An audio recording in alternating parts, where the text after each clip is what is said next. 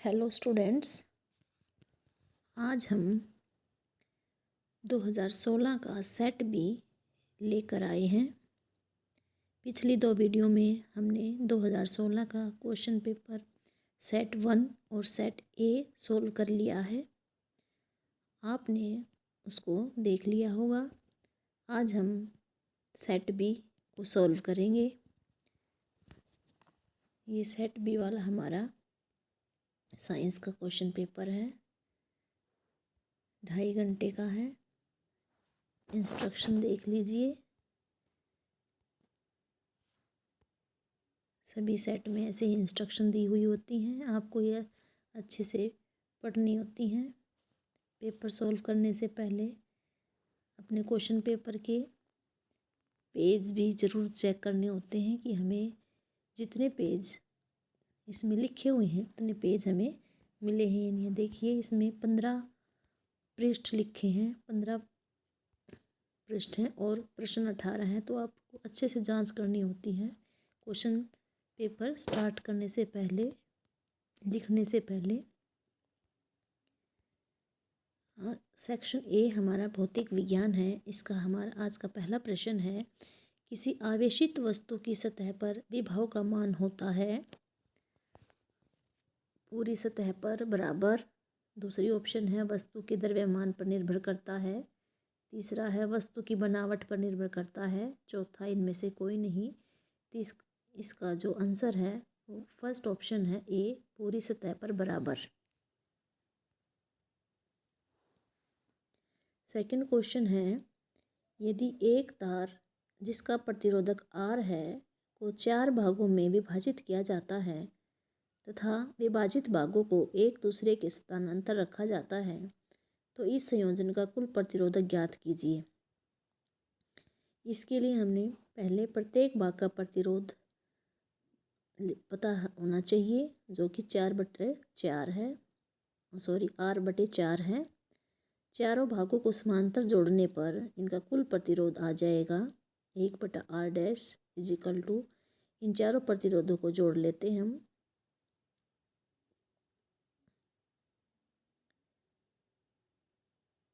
R/4 plus 4/R plus 4/R plus 4/R equal to 16/R।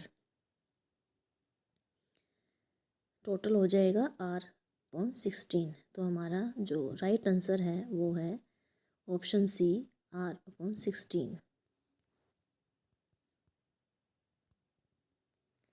Third question है इसका, प्रतिरोधकों के पार्श्व संयोजन का कुल मान न्यूनतम प्रतिरोधक के मान से कम होता है। सेट ए में क्वेश्चन आया था श्रेणी क्रम का संयोजन। अब सेट बी में आया है कि पार्श्व क्रम में अगर हम संयोजन करते हैं तो कुल मान जो होगा वो न्यूनतम प्रतिरोध के मान से कम होता है। अगला क्वेश्चन है, जल का पीएच जो है मान हम पीएच स्केल से लिटमस पत्र की सहायता से माप सकते हैं। शुद्ध जल का जो पीएच होता है वो 7 होता है और उदासीन इसकी प्रकृति होती है। अगला क्वेश्चन है, जिन पदार्थों के स्वरूप एवं संरचना में कुछ समय बाद परिवर्तन हो जाता है उन पदार्थों को क्या कहते हैं। यानी कि ये जैव निम्नीकरणीय पदार्थ की बात कर रहे हैं कि जैव निम्नीकरण पदार्थ जो हैं जैविक प्रक्रमण द्वारा अपघटित हो जाते हैं और इसलिए इसका आंसर होगा जैव निम्नीकरणीय पदार्थ।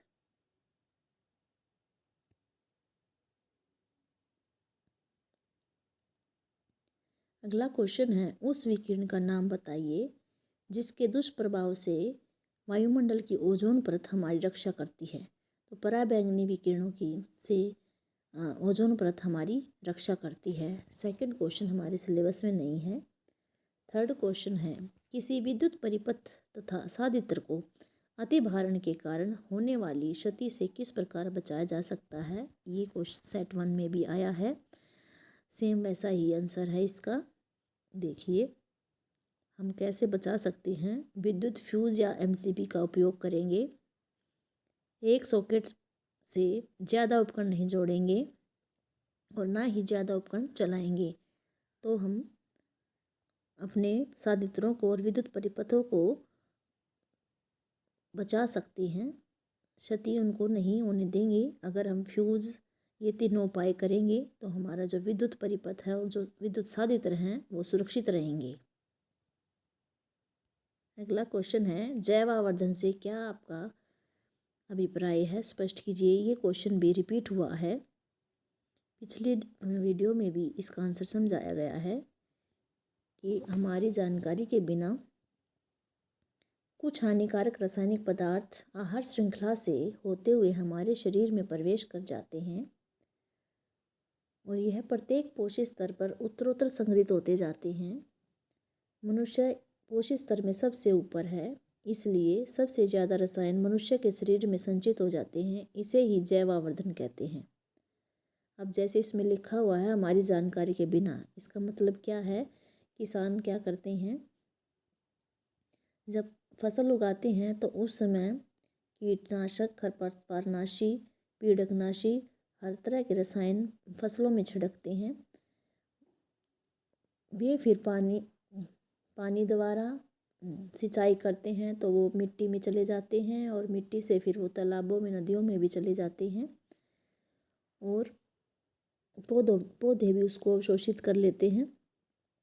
इसी तरह जब हम उन फसलों से प्राप्त उत्पाद को खाते हैं तो वो रसायन हमारी जानकारी के बिना हमारे शरीर में चले जाते हैं और ये ऐसे रसायन हैं कि ये नष्ट नहीं हो, इनका अपघटन नहीं होता। ये एक पोषी स्तर से दूसरी पोषी स्तर में ये इकट्ठा होता चला जाता है और जो सबसे ऊपर होता है पोषी स्तर में, उसमें सबसे ज़्यादा रसायन इकट्ठे हो जाते हैं। तो इन रसायनों का शरीर में संचित होना ही जैव आवर्धन कहलाता है। अब हमारा सेक्शन बी रसायन विज्ञान स्टार्ट हो गया है। इसमें हमारा क्वेश्चन है, एल कोश में इलेक्ट्रॉनों की अधिकतम संख्या है। एल कोश यानी KLMN, हमने ये 4 कोश पढ़े हैं। के में 2 इलेक्ट्रॉन होते हैं, एल में 8।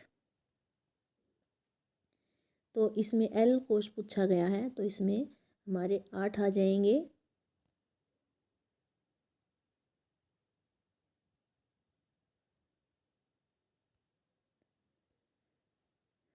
अगला क्वेश्चन है, कीटोन में कौन सा प्रकार्यात्मक समूह है। इसमें 4 ऑप्शन दे रखी हैं। ए ऑप्शन OH है, ये अल्कोहल होता है, अल्कोहल का प्रकार्यात्मक समूह है। बी ऑप्शन जो है C द्विआबंध O, ये कीटोन का प्रकार्यात्मक समूह है। सी ऑप्शन है CHO, ये एल्डिहाइड का प्रकार्यात्मक समूह है। COOH, ये कार्बोक्सिलिक अम्ल का प्रकार्यात्मक समूह है। तो हमारा कीटोन का जो आंसर है वो बी ऑप्शन है, C द्विआबंध O। अगला क्वेश्चन है, C2H5Br में कितने सहसंयोजक आबंध हैं।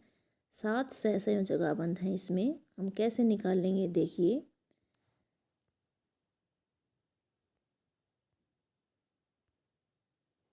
हमें इसको C2H5Br के फार्मूले को हमें संरचनात्मक सूत्र के रूप में लिख लेना है।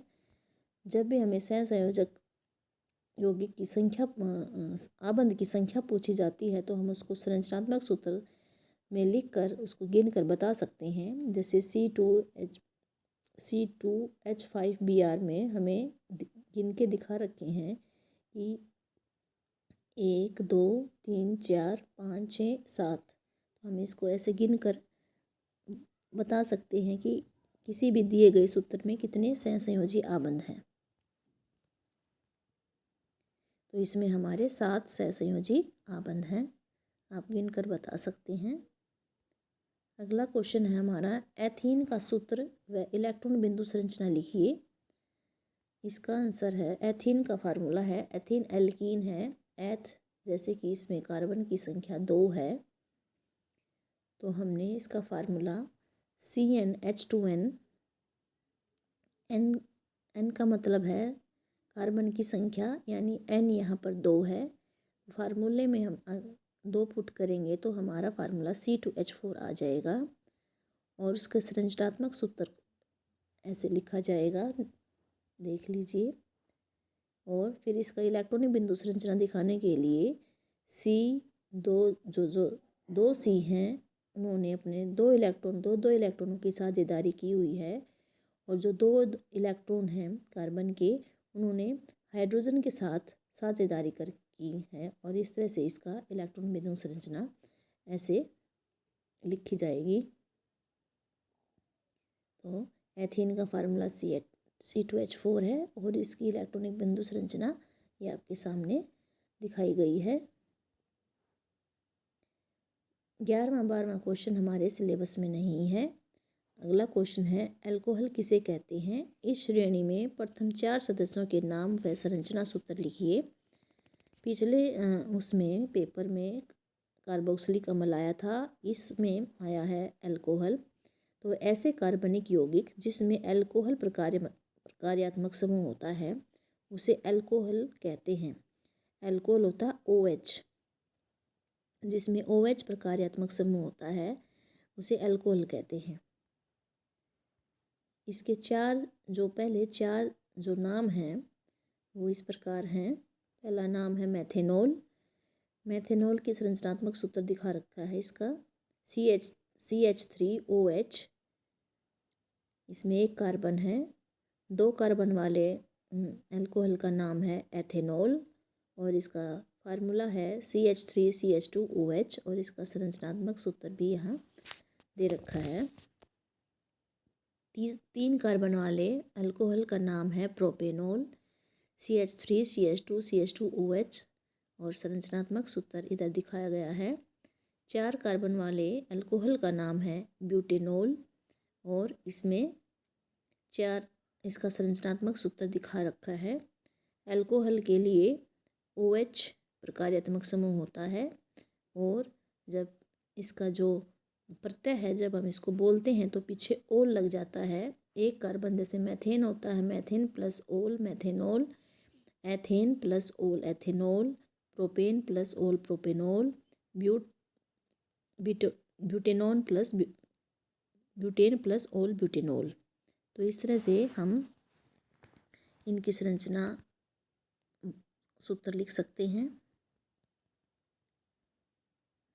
अगला क्वेश्चन है हमारा, समजातीय श्रेणी क्या है? एक उदाहरण सहित समझाइए। ये भी हमारा क्वेश्चन पिछले उसमें आया है, तो आप देख सकते हैं कि कितने क्वेश्चन रिपीट हुए हैं। तो ये वेरी वेरी इंपॉर्टेंट क्वेश्चंस हैं, आप इनको ज़रूर याद करें और ये एग्ज़ाम में ज़रूर आएंगे।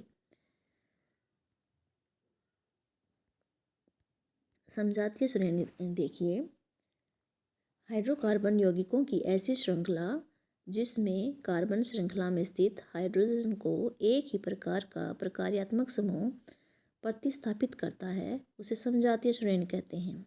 ये एग्जाम्पल भी दे रखा है, जैसे मैथेन और एथेन में CH2 इकाई का अंतर है, और CH2 इकाई में 14U द्रव्यमान का भी अंतर होता है। तो जैसे जैसे हम एक कार्बन वाले से 2 कार्बन वाले पे पहुँचते हैं तो उनके बीच में CH2 है, फिर 2 कार्बन वाले से 3 कार्बन वाले यानी प्रोपेन पे जाते हैं तो भी एथेन और प्रोपेन में CH2 इकाई का अंतर होता है, और ऐसे ही 14U आणविक द्रव्यमान का अंतर होता है।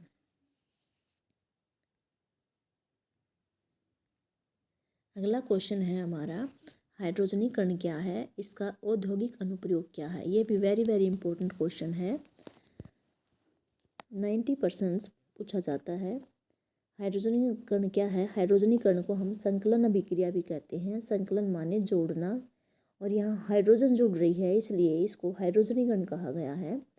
जब असंतृप्त हाइड्रोकार्बन में हाइड्रोजन को जोड़ा जाता है निकल या पैलेडियम की उपस्थिति में, तो असंतृप्त हाइड्रोकार्बन जो है वो संतृप्त हाइड्रोकार्बन में बदल जाता है, यानी इनके बीच में जो द्वितीय बंध होता है वो टूट जाता है और एकला बंध बन जाता है, और उसमें H जुड़ जाते हैं, इसलिए इसको हाइड्रोजनीकरण कहते हैं। इसका औद्योगिक अनुप्रयोग है वनस्पति तेलों से वनस्पति घी बनाना, यानी जो तेल होते हैं उसको जंतु वसा में बदलते हैं इस हाइड्रोजनीकरण विधि द्वारा। तो ये हमारा हाइड्रोजनीकरण है। बेंजीन का सूत्र लिखिए। बेंजीन का सूत्र है C6H6। आप इसको ऐसे भी लिख सकते हैं, ये हमारा बेंजीन है, इसको आप C6H6। इसके 6 कोने हैं, यहाँ 6 कोनों पर C होता है और इनके एक एक H लगा होता है, क्योंकि इसके अंदर पूरे हमारे कार्बन की जो 4 संयोजकता है वो पूरी हो जाती है। 3 आबंध होते हैं इसके बीच में, इस रिंग के बीच में 3 आबंध होते हैं, इसलिए एक एक हाइड्रोजन लगा होता है, तो इसलिए फार्मूला हो जाता है C6H6। 14वां क्वेश्चन हमारे सिलेबस में नहीं है, इसलिए ये सॉल्व नहीं किया है।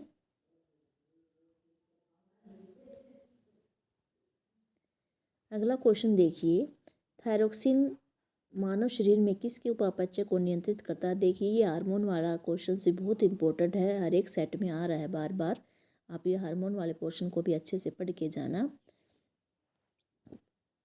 तो इसमें कार्बोहाइड्रेट, प्रोटीन, वसा और इनमें से सभी, यानी ये सभी ऑप्शन सही हैं। तो इसका जो राइट आंसर है वो डी ऑप्शन है। अगला क्वेश्चन जो है वो हमारे सिलेबस में नहीं है। अब 15वां क्वेश्चन जो दे रखा है, मस्तिष्क किस प्रकार रक्षित होता है, यानी मस्तिष्क की रक्षा कौन करता है। हम गिरते हैं, चोट लगती है, तो चोट से कौन बचाता है। तो मस्तिष्क हमारे जो दिमाग है वो हड्डियों के ढांचे में सुरक्षित है। उस हड्डियों के ढांचे को, उस बॉक्स को हम उसको हम कपाल बोलते हैं, और ये मस्तिष्क की रक्षा करता है। इस बॉक्स के अंदर जो कपाल के अंदर जो है, बॉक्स के अंदर एक तरल पदार्थ भरा होता है जो गुब्बारे की तरह होता है, और वो जब चोट लगती है, उस चोट से, आघात से, प्रघातों को वो जो तरल पदार्थ है वो उसको अवशोषित कर लेता है, तो हमारा मस्तिष्क सुरक्षित रहता है, मस्तिष्क तक चोट पहुंच नहीं पाती। इसलिए ये कपाल है, ये हमारे मस्तिष्क की सुरक्षा करता है, रक्षा करता है। जीवाश्म, ये हमारा 16 क्वेश्चन सिलेबस में नहीं है। मानव के बच्चे में लिंग निर्धारण किस पर, ये भी वेरी इंपॉर्टेंट क्वेश्चन है, 100% हर बार लगभग ये पेपर में आता है। आप इसको भी अच्छे से याद करके जाइए, ये भी रिपीट हुआ है। इसका आंसर देखिए, ये पहले पीछे वीडियो में भी समझाया है कि हमारे अंदर यानी मनुष्य में 23 जोड़े गुणसूत्र होते हैं, 22 जोड़े अलिंगी गुणसूत्र होते हैं और 1 जोड़ा लिंग गुणसूत्र होता है। मादा में लिंग गुणसूत्र XX होते हैं, जिसका साइज बराबर होता है, और नर में XY होते हैं। जो Y गुणसूत्र होता है उसका साइज छोटा होता है, X से छोटा होता है। तो युग्मक जो हैं, मादा में युग्मक जो बनते हैं वो दोनों एक जैसे होते हैं, XX, और जो नर में युग्मक बनते हैं वो 2 तरह के बनते हैं, X और Y। तो मादा जो होती है, जब संतान बनेगी तो मादा सिर्फ अपना मादा के से सिर्फ X गुणसूत्र ही जाएगा, और पिता से X भी आ सकता है और Y भी आ सकता है। जब पिता से X क्रोमोसोम आएगा तो मादा उत्पन्न होगी, और जब पिता से Y क्रोमोसोम आता है तो नर पैदा होगा, नर संतान पैदा होगी। तो ये नर पे डिपेंड करता है कि उससे कौन सा गुणसूत्र संतान को प्राप्त हो रहा है, उसका गुणसूत्र ही बताएगा कि होने वाली संतान मादा होगी या नर होगा। इसके लिए देखिए आप,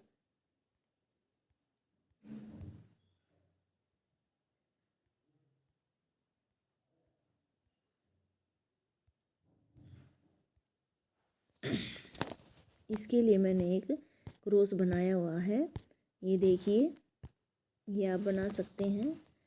जनक हैं इसके मादा और नर, मादा में XX गुणसूत्र हैं, नर में XY हैं। जब युग्मक बनेंगे, मादा से XX बन रहा है और नर से X और Y बन रहे हैं।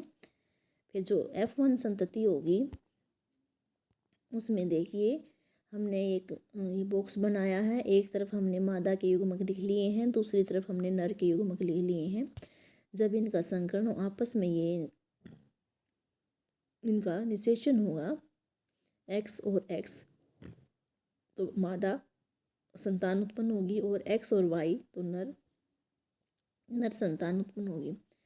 ऐसे ही इसमें 50% नर और 50% मादा उत्पन्न होते हैं। तो ये वाई क्रोमोसोम जिसमें भी आ रहा है वो नर है। इसका मतलब है वाई क्रोमोसोम से ही, वाई गुणसूत्र से ही ये पता चलता है, वाई गुणसूत्र से नर पैदा होता है, और एक्स अगर दोनों एक्स हैं तो मादा उत्पन्न होती है। इस प्रकार मानव में लिंग का निर्धारण होता है। आगे देखिए, एड्रेनलिन के रुधिर में स्रावित होने पर हमारे शरीर में क्या अनुक्रिया होती है। ये भी हार्मोन वाला है। इसमें देखिए आंसर, एड्रेनलिन हार्मोन जो होता है वो अधिवर्ग ग्रंथि से निकलता है, जो कि हमारी किडनी के ऊपर, हमारे गुर्दे के ऊपर लगा होता है अधिवर्ग ग्रंथि, उससे एड्रेनलिन हार्मोन निकलता है। ये सीधे ही रुधिर में स्रावित होता है, क्योंकि हमने पिछली वीडियो में पढ़ा था कि जो हमारी अंतःस्रावी ग्रंथियाँ होती हैं वो नलिका विहीन ग्रंथि होती हैं, और वो अपना स्राव सीधा रक्त में डालती हैं। रक्त फिर उस हार्मोन को अपने लक्ष्य अंगों तक पहुंचा देता है, विभिन्न भागों तक पहुंचा देता है। हृदय सहित यह लक्ष्य अंगों, यह जो हमारा एड्रेनलिन हार्मोन है हृदय सहित और कई लक्ष्यों और ऊतकों पर काम करता है, जिससे क्या होता है, जब यह हृदय तक तब जब पहुंचता है तो हृदय की धड़कन बढ़ जाती है, और हमारी पेशियों को अधिक ऑक्सीजन की आपूर्ति हो सकती है। इस एड्रेनलिन हार्मोन को हम इमरजेंसी हार्मोन भी बोलते हैं, यानी कि जब हम ऐसी सिचुएशन में होते हैं कि या तो भागना होता है या लड़ना होता है, करो या मरो की स्थिति होती है, फाइट या भागो या से लड़ो, करो या मरो की स्थिति में ये एड्रेनलिन हार्मोन जो है हमारे रुधिर में स्रावित हो जाता है। उस समय क्या होता है, भागना हो या लड़ना हो, दोनों में हमें बहुत ज़्यादा ऊर्जा की ज़रूरत पड़ती है। तो हमारी उस समय हमारे हृदय की धड़कन बढ़ जाती है, और जो हमारी पेशियों को ऑक्सीजन की आपूर्ति हो रही, अधिक ऑक्सीजन की आपूर्ति होनी चाहिए इस समय, क्योंकि हृदय की धड़कन बढ़ेगी तो ऑक्सीजन धड़कन बढ़ना मतलब जो ब्लड है हमारा वो ज़्यादा जल्दी जल्दी आगे जा रहा है और ऑक्सीजन को लेके जा रहा है, और हमें काम करना है, भागना है या लड़ना है, तो उसमें मांसपेशियों को ज़्यादा ऊर्जा की ज़रूरत पड़ेगी। जो हमारा पाचन तंत्र है और त्वचा है, उस समय हमें इतनी ऑक्सीजन की ज़रूरत नहीं होती, रुधिर की ज़रूरत नहीं होती, इसलिए वहाँ पर सप्लाई कम हो जाती है, आपूर्ति कम हो जाती है। और इसमें जो अंगों की धमनियाँ हैं, आसपास की पेशियाँ हैं जो, वो सिकुड़ जाती हैं। सिकुड़ने के कारण ही वहाँ पर त्वचा में और पाचन तंत्र में रुधिर की आपूर्ति कम होती है, और ये जो रुधिर की दिशा है, यानी जो रक्त हमारा है वो कंकाल पेशियों की तरफ चला जाता है, क्योंकि कंकाल पेशियों को काम करना होता है। फिर डायफ्राम और पसलियाँ जो होती हैं उनकी पेशियाँ भी संकुचित हो जाती हैं, और संकुचित होने के कारण ये श्वसन दर भी बढ़ जाती है। देखिए धड़कन बढ़ गई है, श्वसन दर बढ़ गई है, और जो हमारा पाचन तंत्र है और त्वचा उसकी तरफ ब्लड की सप्लाई कम हो गई है, और जो पेशियाँ हैं हमारी कंकाल पेशियाँ हैं उसकी तरफ ब्लड की सप्लाई ज़्यादा हो गई ताकि ऑक्सीजन ज़्यादा मिल सके।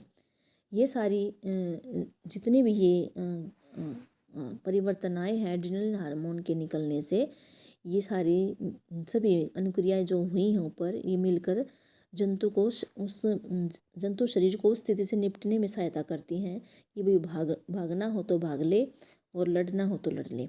ठीक है, ये जंतु हार्मोन अंतःस्रावी ग्रंथियों का भाग होता है जो हमारे शरीर में नियंत्रण और समन्वय का काम करते हैं। तो ये एड्रेनलिन हार्मोन ऐसे हमारा काम करता है।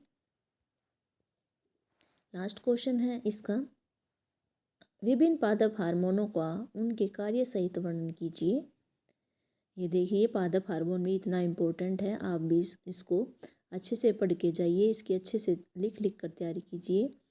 पादप हार्मोन पहले भी आ चुका है कि ये वृद्धि, विकास तथा पर्यावरण के प्रति अनुक्रिया के समन्वय में सहायता करते हैं, और इनका संश्लेषण का जो स्थान होता है इनके क्रिया क्षेत्र से दूर होता है, और विसरण द्वारा वे क्रिया क्षेत्र तक पहुंच जाते हैं।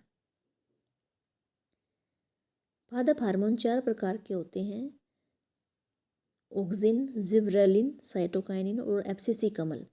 ऑक्सिन, जिबरेलिन और जो साइटोकाइनिन है ये तीनों हमारे वृद्धि हार्मोन होते हैं। और जो एब्सिसी कमल है वो हमारा संदमन हार्मोन है जो कि वृद्धि को कम करता है। इसका एक एग्जाम्पल दे रखा है, जैसे कि पत्तियों का मुरझाना। ऑक्सिन, जिबरेलिन और जो साइटोकाइनिन है वो वृद्धि में, पौधे की वृद्धि में सहायता करते हैं। ऑक्सिन जो है फलों के अग्रभागों में यानी टिप्स पे पाया जाता है और ये कोशिकाओं की लंबाई में वृद्धि करता है। कोशिका लंबी होएगी तो पौधा भी लंबा हो जाएगा। जिबरेलिन भी ऑक्सिन की तरह ही काम करता है, वो तने की वृद्धि में सहायता करता है। साइटोकाइनिन जो है ये उन क्षेत्रों में पाया जाता है जहाँ विभाजन तीव्रता से होता है, यानी जो डिवीज़न होती है, एक कोशिका से दो कोशिका बनना, दो से चार बनना, वहाँ पर ये साइटोकाइनिन पाया जाता है। और ये जो है काम वहाँ पर होता है जहाँ फल और बीज बनते हैं। इसलिए ये कोशिका विभाजन को मोटिवेट मतलब प्रेरित करता है और विभाजन प्रेरित करता है। तो इस तरह से ये फलों और बीजों में पाया जाता है। तो ये हमारे पादप हार्मोन है। ये 6 मार्क्स का क्वेश्चन आया हुआ है, तो आप अच्छे से इसकी तैयारी कीजिए। और आपको अगर ये सभी चीज़ें पसंद आई हों तो आप लाइक करें, कमेंट करें, सब्सक्राइब करें और चैनल को शेयर करें। और अगर आपको अच्छे अंक लाने हैं तो अच्छे से तैयारी करिए। मार्च 26 की परीक्षा के लिए और प्री बोर्ड परीक्षा आने वाली है, तो आप रोज़ आपको एक model test paper model test paper मिलेगा। तो आज के लिए बस इतना ही। अगली वीडियो में फिर कल मिलेंगे। धन्यवाद।